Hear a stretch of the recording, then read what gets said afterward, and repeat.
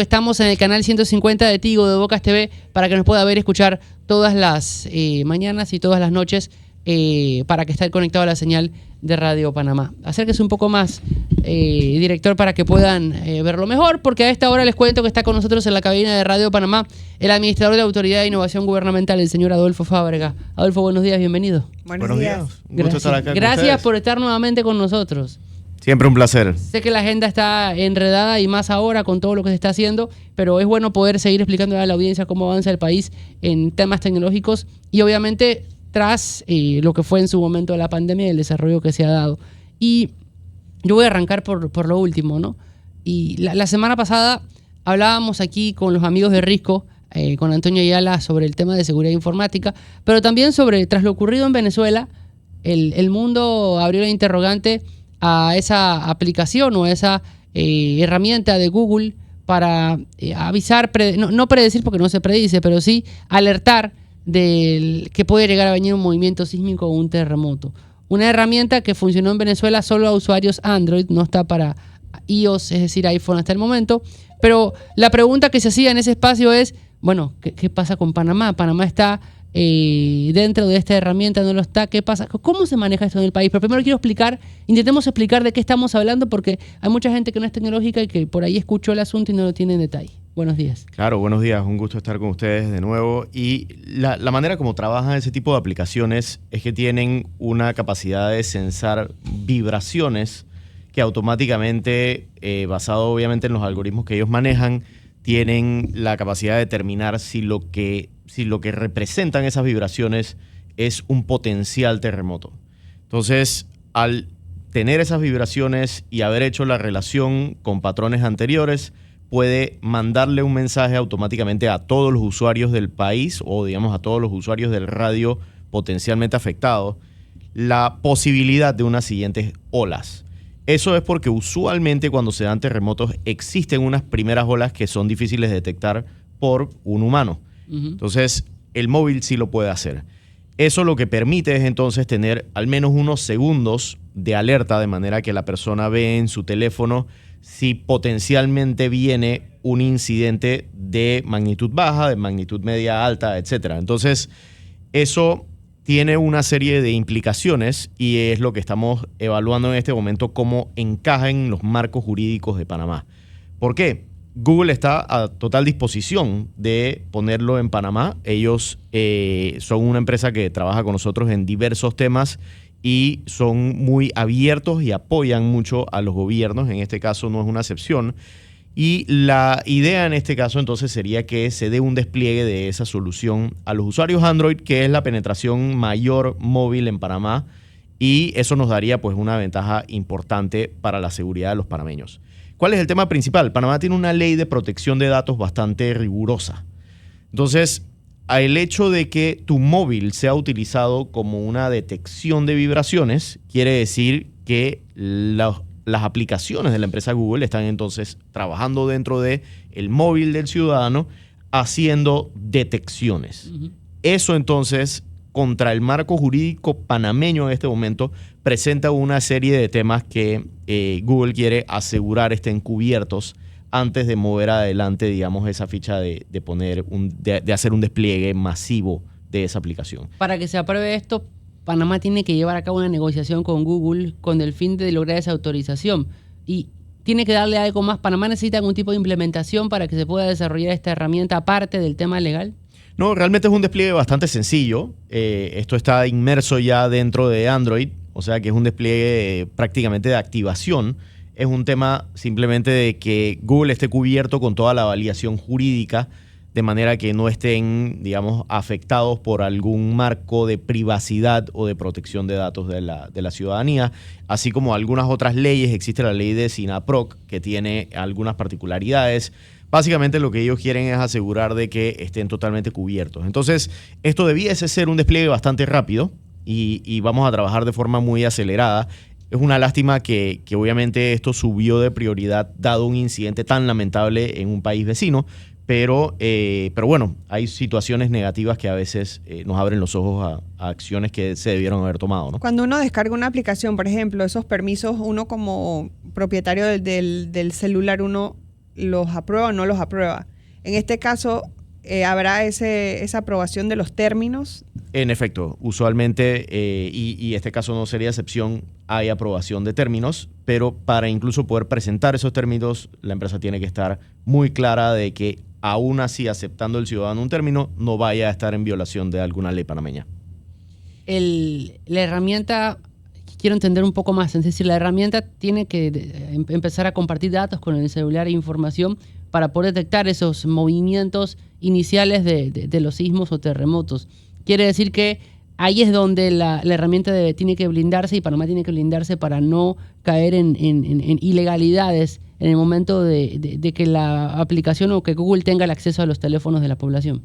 Claro, empresas como Google son muy cuidadosas. Se sabe que a nivel mundial y en Estados Unidos, sobre todo, han habido muchos casos anteriores de temas de privacidad con este tipo de empresas. Está, por supuesto, el caso muy conocido de Meta en elecciones previas, ese tipo de cosas. Entonces, son muy sensibles y queremos asegurar de que todo se haga de la manera más bien estudiada posible, ¿no? Entonces, aquí lo que se quiere asegurar es simplemente que en el momento que Google tiene entonces un agente habilitado dentro del teléfono de un ciudadano, se cuente con todos los permisos de ese ciudadano, porque obviamente somos un país que respeta la privacidad de cada ciudadano en términos de sus dispositivos electrónicos, y como mencioné, tenemos esa ley de protección de datos. Por lo menos nosotros en la IG somos muy cuidadosos con la ley de protección de datos en proyectos como Panamá Conecta o los proyectos que hacemos con las entidades en términos de tramitología, la información que comparten. Somos muy cuidadosos de representar bien los términos y condiciones para asegurar de que no estemos violando algún derecho del ciudadano en términos de dispositivos. Ahora mismo no recuerdo si uno descarga Google, ¿no? El buscador en el celular. Esta aplicación o esta herramienta que vamos a tener o que pudiéramos contar una vez se lleguen a todos estos acuerdos en el teléfono, ¿es una aplicación que se va a descargar o ya viene? Esto forma parte del sistema operativo. Forma parte del sistema operativo del o sea, no es algo que uno va a descargar. No, esto es parte del sistema operativo. Cuando actualicemos nuestro sistema, él va a descargarse. Es más bien una activación. Es que ya está descargado, sí. Judy, porque cuando usted entra a la configuración del Android, y yo lo hice, no tengo Android, pero lo hice. Ya está el servicio. Hay un detalle que dice activar alerta sísmica. Como el que ponemos para la salud, para medir salud, para medir... Ese tipo de cosas. Sí, es una activación de un servicio. En Panamá, en este momento, cuando usted ingresa, dice el servicio no está habilitado en su zona geográfica. Claro. Antes de eso, Jorge, ya hablamos de Android. ¿Qué pasa con iOS, con iPhone? Este servicio, ¿cómo se maneja a nivel de este sistema operativo?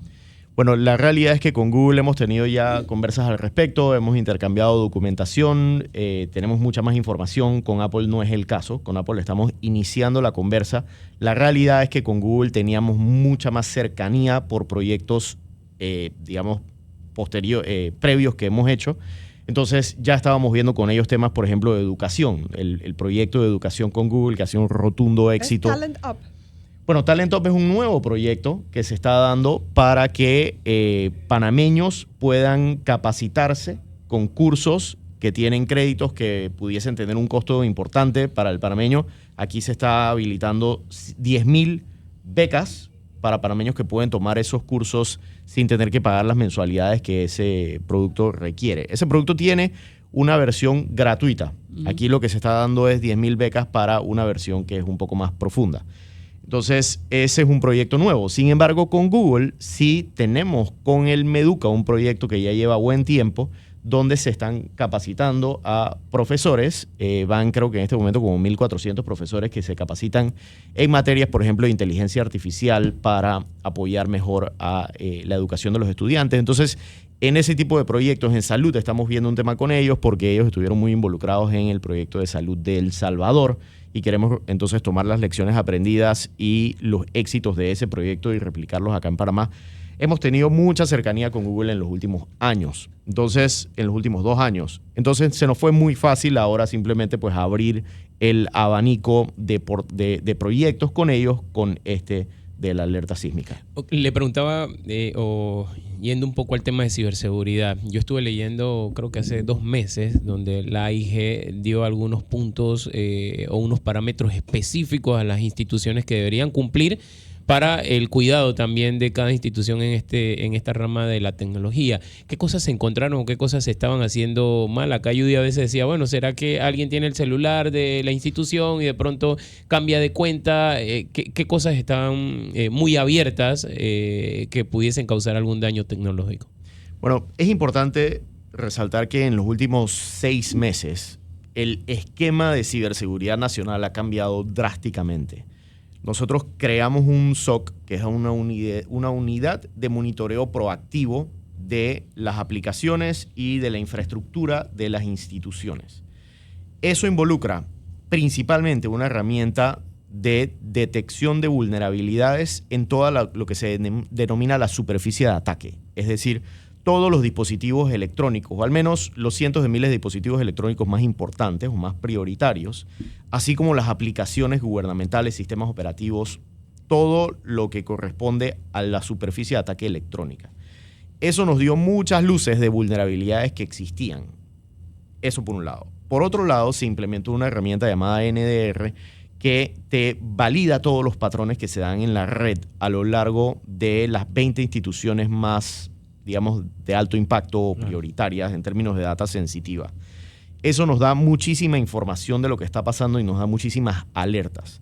Basado en esto, hemos encontrado muchas cosas que algunos atacantes no necesariamente querían que encontráramos. Ese es un punto muy importante que no necesariamente se conoce. ¿Qué pasa? Aquí habían vulneraciones de confidencialidad que llevaban años. Y un ejemplo muy sencillo es cuando te llama, digamos, una institución con data tuya no aprobada para venderte un producto. Eso no empezó los últimos 6 meses, eso lleva años. Lo que pasa es que ahora mismo estamos viendo esquemas de cierre de vulnerabilidades y estamos viendo situaciones donde ya existía una, digamos, infiltración y se están entonces removiendo. Eso está causando un revuelo en el, digamos, entorno o ecosistema de los atacantes. Eso, por un lado, ha causado, en gran parte, que todos estos, digamos, casos que ustedes ven se den a flote. Te doy una situación importante. Más de la mitad de los casos que se han reportado en las redes sociales son de información vieja, son de información antigua, cosa que ya estaba exfiltrada hace tiempo, pero ahora entonces lo ponen como si estuviera sucediendo. Eso está bien, porque para este tipo de situaciones tocaba armar un río revuelto. Por el otro lado, sí tenemos mucha más capacidad de visualización sobre las redes gubernamentales. Eso a su vez nos ha dado información de vulnerabilidades que hoy día sabemos que existen y que todavía no necesariamente hemos cerrado. Estamos en ese proceso. Entonces, para nosotros poder en algún momento dado tener un entorno mucho más seguro de lo que teníamos, estamos contra el reloj y estamos en esa carrera en este momento para tratar de cerrar todas las vulnerabilidades. Por supuesto, nunca vamos a tener una garantía de que todo está debidamente seguro, pero la situación de ciberseguridad que tenemos en este momento es drásticamente mejor que la que teníamos hace... Pero cada institución se maneja con, digamos, un reglamento interno diferente o por decirle, cuando la cuenta de Instagram en la Contraloría la toman y uno dice, pero ¿cómo lo manejan? ¿Quién lleva ese celular? ¿Es un celular de la institución? ¿Cómo se hace eso? Claro, bueno, uno de los temas importantes que en efecto mencionas es que no había, digamos, un marco jurídico para lo que debe hacer una institución en términos de ciberseguridad. Había una guía. Ahora se emitió una resolución, hace creo que 1 mes y medio, hace poco emitimos una resolución con una serie de acciones que ya son inevitables para las respectivas instituciones.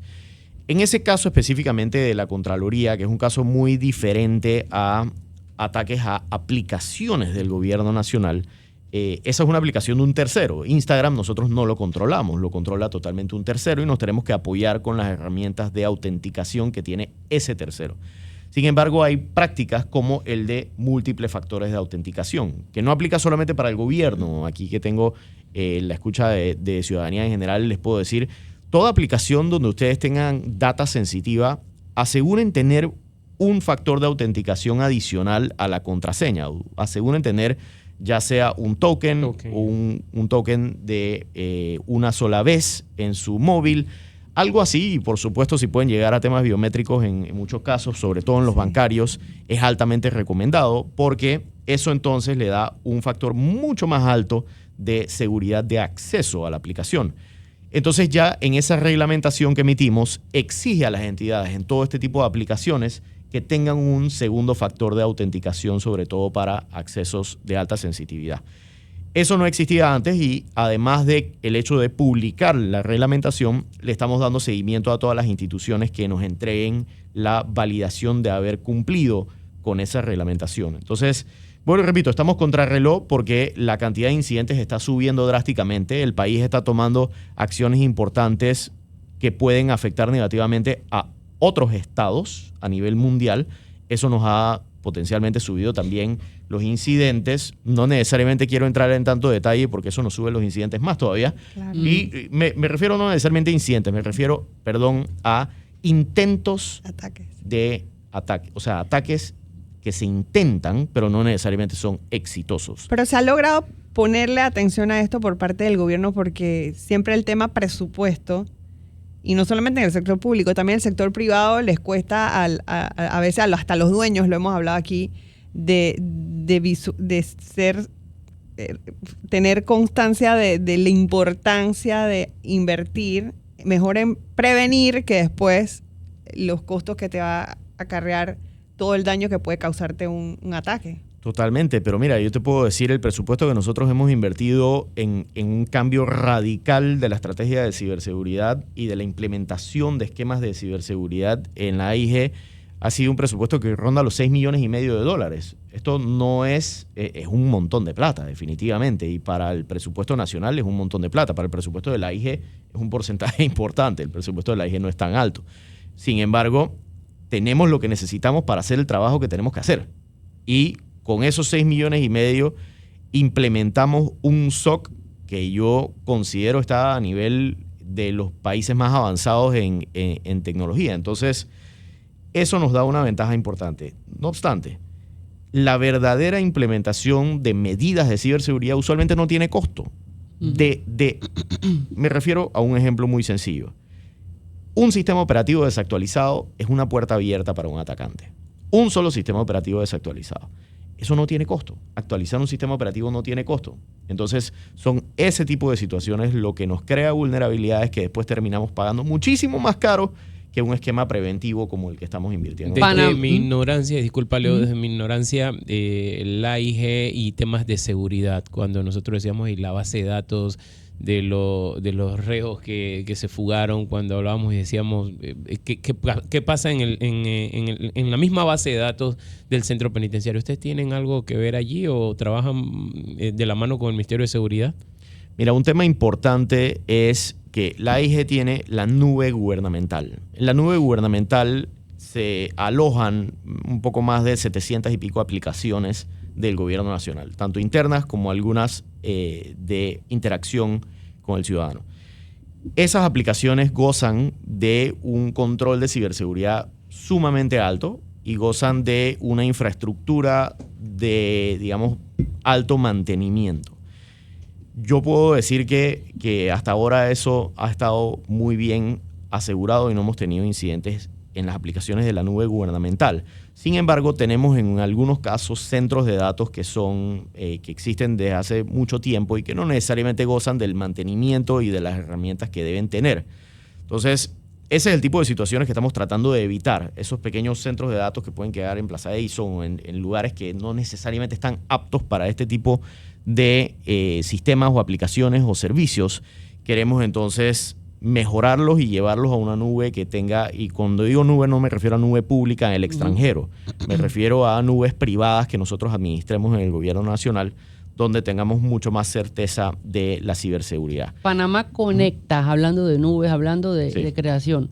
Con la conectividad estatal es un reto importante para el país, que poco a poco, por lo que uno puede ver, se está logrando. Empezó desde las vacunas, o se desarrolló con más fuerza desde las vacunas hasta ahora. La semana pasada vino aquí la gente de la Caja de Seguro Social. Es un ejemplo básico. Era la Caja de Seguro Social.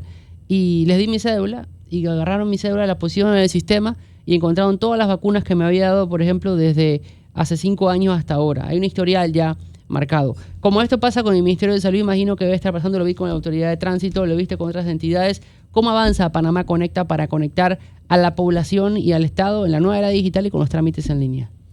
Mira, tenemos un bus de interoperabilidad que se está implementando tenía ya un tiempo de haber iniciado, pero realmente no había tenido avance importante ese proyecto. Desde hace un año para acá logramos crecer exponencialmente la cantidad de APIs, es decir, la cantidad de integraciones que tenemos con las instituciones. En este momento tenemos 87 APIs con instituciones, cosa que antes no existía. Eso nos permite entonces que en los trámites que se van dando en Panamá Conecta no tengas que volver a captar data que ya el gobierno tiene. Te doy el ejemplo de la Caja del Seguro Social. Logramos el pagisalvo de la Caja del Seguro Social para que no lo tengas que pedir. Ese tema de que, y lo mismo con la DGI, ese tema de que en un trámite tengas que subir un documento escaneado de tu pagisalvo, eso no tiene ningún sentido si el gobierno nacional es el que sabe si estás pagisalvo o no. Entonces debiese ser parte de un trámite. Esos APIs, tenemos uno que lleva más de 15 años en intento, que es la interconexión entre el registro público y ANATI, por ejemplo. Dolor de cabeza para muchos. Aquí tuvimos ese tema. Sí, eso se Porque por logró. lo que me dice, uno tiene que ir al registro público, después ir a ANATI, y al mismo papel que llegó al registro público para que ANATI lo suba. En efecto, eso se logró. Ahora lo que estamos es en la capa de la aplicación para que puedas sacarle provecho en servicio a todas estas integraciones. Entonces, ese es un avance cuántico en la interoperabilidad interinstitucional del gobierno nacional. Por supuesto, asimismo, elevan los riesgos. Entonces, así como vas interconectando, Claro. la realidad sea dicha, una de las ventajas que teníamos antes eran los silos. Es decir, tengo instituciones totalmente desconectadas, me atacan una y no me afectan otras. Claro. Eso entonces deja de existir en el momento que los vayamos interconectando. Pero bueno, también tenemos que seguir evolucionando hacia esquemas más modernos y darle mejor servicio al ciudadano. Entonces, entre más vamos interconectando, más vamos elevando también la ciberseguridad. ¿Cuántos Déjame trámites? bien. Denme un segundo, por favor. ¿Cuántos trámites se pueden hacer en este momento en Panamá Conecta? Mira, en este momento 34. Ese es un número bastante bajo en comparación con las metas que tenemos. Ujú. Para el 2026 nuestra meta sigue siendo los primeros 100 trámites en Panamá Conecta. ¿Por qué estoy un poco preocupado? No tanto, en base a la línea de metas que teníamos, porque gran parte de la razón por la cual nos ha demorado un poco sacar los primeros trámites es porque necesitábamos la capa fundamental del single sign-on, que es un esquema de autenticación donde buscamos que el usuario solamente tenga un usuario y password a lo largo de las aplicaciones de gobierno. Y otro es la aplicación del motor multitrámite, que es un motor que nos permite no tener que desarrollar a pulmón, o, aunque sea con inteligencia artificial, que no tengamos que desarrollar cada trámite uno a uno, sino que prácticamente podemos dibujar el trámite y se autogenera en Panamá Conecta. Entonces, lo que buscamos ahora es un rollout más exponencial de nuevos trámites, de tratar de lograr la meta de los primeros 100 en el 2026 y terminar entonces la administración con los primeros 400. ¿Qué sucede? Algo muy importante. El hito de ese single sign-on es mucho más importante de lo que se puede percibir. ¿Qué quiere decir? El usuario de Panamá Conecta debe poder conectarte a las diferentes aplicaciones. Y ya tuvimos el primer hito hace tan solo 2 semanas con Cetrasen, con la ATTT. Si te metes en Panamá Conecta en este momento y te vas a un trámite de la ATTT, vas a la aplicación de la ATTT, pero ya logueado con tu usuario de Panamá Conecta. Eso lo que causa es que el próximo año, cuando tengas que hacer otro trámite de licencia, o dentro de 3 años, no te pase la clásica de ¿y qué password le puse yo a esto? ¿Qué usuario era el que yo tenía? Pasa. Que es el problema principal. Entonces, eso causa desconfianza en los servicios digitales que da el gobierno y eso causa frustración, para no decir rabia. Ujú. ¿Sabes? Eso es muy frustrante cuando tú tienes que entrar a una aplicación de gobierno y ¿qué puse yo? Y entonces que se olvida mi contraseña, ¿qué email tenía? Dejemos eso atrás, que el usuario de Panamá Conecta sea, así como es el de Google, te permita entrar a las aplicaciones de manera, no necesariamente las tenemos que rehacer, simplemente darte la facilidad de interactuar con ellas. El hito de ATTT para mí es de mucho más alto impacto de lo que parece. Claro. Ahora con eso entonces podemos hacer ese mismo rollout. Y mi plan es que de aquí a un año ya el panameño empiece a sentir, oye, mira tú, la verdad es que puedo hacer muchas cosas online. Leonardo me va a caer encima con esto, pero bajo los términos de la sinceridad que lo escucho a usted hablar. Cuando vemos la AIG y evaluamos instituciones como Cotel, el presidente dice, vamos a invertirle dinero, vamos a meterle plata a esto. Y él, En él- este él ama los tiempo- bingos nacionales. No, ese es correo y telégrafo, perdón. correos. Sí, pero que disconación. En este tiempo, ¿usted ve viable quiere que sea como un invertirle a una DHL. institución como esta? Bueno, obviamente tiene que adaptarse. Podemos empezar por el tema del nombre, ¿no? ya no tenemos Suena telégrafo, como hotel. pero sí, Telégrafos. definitivamente considero que en términos de logística de envíos nacionales tenemos una deficiencia muy importante. Sí resalto el hecho de que en conjunto con el INEC ellos están trabajando de nuevo en los temas fundamentales. Aquí es importante que todos esos quick wins que salimos a celebrar de que, oye, se hizo esto, nada más para sacar algo en medios de que logramos algo, eso no funciona a largo plazo. Tú tienes que irte con lo fundamental y obviamente esas cosas toman tiempo. Como vengo aquí a decir, mira, Panamá Conecta me hubiera gustado tenerlo con 100 trámites medio en el 2025. No, hagamos la cosa bien. Hagamos un motor multitrámite que nos va a tomar un año, pero que produzca trámites bien hechos y que den confianza al ciudadano. Lo mismo con este tipo de situaciones donde el INEC y Cotel han trabajado en un esquema de nombramiento de las ubicaciones a nivel nacional para que puedas entonces en un medio electrónico dar las instrucciones y que te lleguen entonces los paquetes y los envíos a nivel nacional. Esa es la parte fundamental que creo que es un gran hito que han logrado y en base a eso considero que sí podemos tener un mejor servicio y se le puede invertir. Sin embargo, resalto, esa es una entidad que debe tener rentabilidad. Yo considero que esa es una entidad... Y que no la ha tenido porque a pesar de los años ha marcado pérdida. en negativo, ha sido pérdida. Ha sido pérdida. Eso sí no puede ser. Esa es una entidad que así como tenemos muchas otras comparativas que son rentables y que tienen muchos años en el mercado, esa es una entidad que debe producir utilidad para el gobierno nacional. Y ahora más que se hacen tantos envíos, ¿no? Por supuesto. Y el uso de la cédula para pagos, ¿se tiene previsto algún otro tipo de incorporación del uso de la cédula? Bueno, se utilizó para el subsidio al combustible. Realmente el uso de la cédula, así como se dio en momentos de pandemia, yo considero que es muy bueno porque al fin y al cabo es la autenticación de la persona en un medio físico. Tú quieres tener a una persona bien autenticada para saber que la transacción es con esa persona y los bancos utilizan el mecanismo de la cédula para autenticar, así como nosotros lo podemos hacer para medios de pago. No quiere decir que la plata va a estar en la cédula.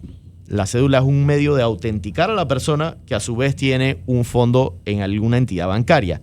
Y eso es lo que estamos tratando de enfatizar en este caso. Un error, lección aprendida de la administración pasada, es el hecho de que no había una entidad bancaria a nivel transaccional. Cuando tú pasabas el vale digital, vale digital, ese vale quedaba en una aplicación que no tenía una transacción bancaria por detrás. Eso entonces te da una capa donde puedes hacer muchas cosas descontrolado. Eso no puede ser. O sea, la gente sí se llevaba los productos. O sea, pasaban Y la existían cédula, las se llevaban al transacciones, supermercado. y existían las transacciones, pero no había la necesariamente estaba debidamente controlado con una transacción bancaria por detrás. Eso genera entonces un montón de casos que tenemos en la Fiscalía. En la IG le dedicamos creo, como 15% del tiempo de la IG a temas de casos de la Fiscalía de lo que se dio con Vale Digital. Es una cosa horrible. Pero Entonces, no era porque los bancos querían cobrar comisiones si le daban a la gente una tarjeta de débito. Bueno, porque por la supuesto, cédula no te cobraba. Por supuesto hay temas de comisiones y demás, pero ese no necesariamente es el caso porque así como se está dando con el subsidio al combustible, correcto, todos los días hay una liquidación bancaria con todos los ACHs de las estaciones con su respectiva liquidación automatizada. Nadie mete la mano. Entonces eso me da a mí, por ejemplo, como director de la IG, muchísima tranquilidad de que en un futuro todo lo que se transaccionó está ligado con una transacción bancaria del Banco Nacional, que es el que emite entonces los ACHs. Eso da tranquilidad. Ahora, esto mismo pasaría con el IFARU, que va a empezar a trasladar el tema con la tarjeta. Ya en la parte final del tiempo que nos ha concedido, le pregunto por el proyecto Mujeres Indígenas Conecta. ¿Sigue? Mías, eso es un rotundo éxito. Sí. Lo que necesitamos es extenderlo. Ese es un proyecto que empezó muy chiquito. Honestamente no sabíamos cómo iba a, digamos, evolucionar y cómo iba a resultar. ¿De qué se trata? El proyecto Mías es un proyecto donde capacitamos a mujeres indígenas a utilizar medios electrónicos para generar negocios, para generar ingresos, para hacer cosas con medios digitales. Y las capacitaciones que se han dado, les puedo mandar los videos, son espectaculares y han tenido muy buena acogida. Entonces han sido un grupo muy selecto de mujeres indígenas. Ahora lo queremos replicar porque ese es un sustento muy sencillo que se puede lograr. Adolfo Fábregas, gracias Muchas por habernos gracias. acompañado esta mañana. aquí en Radio Panamá. Ojalá podamos seguir conversando y intentar que la audiencia pueda tener mayores detalles, hacer docencia sobre lo que está ocurriendo a nivel tecnológico y obviamente en estos espacios aquí en Panamá. Gracias. Muchas gracias, un placer. 7